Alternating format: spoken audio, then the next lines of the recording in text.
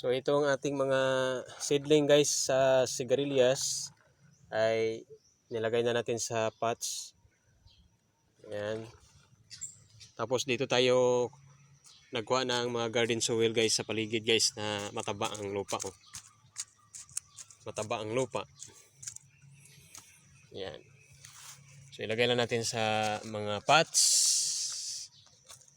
Ito mga maliliit na pots guys. Tag 4 pieces, tag 4 pesos lang tong bawat isa guys. Oh.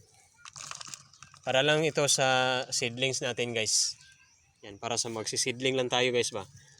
Yan lang ang purpose itong mga maliliit na mga pots natin guys. Tapos lagyan na natin ng kaunting tubig. Ayan. Tapos ilagay natin ang 2 piraso ng wing beans seeds. Ayan. Yan lang kasimple guys. So ako si Noel Orong, Mr. Wing Beans.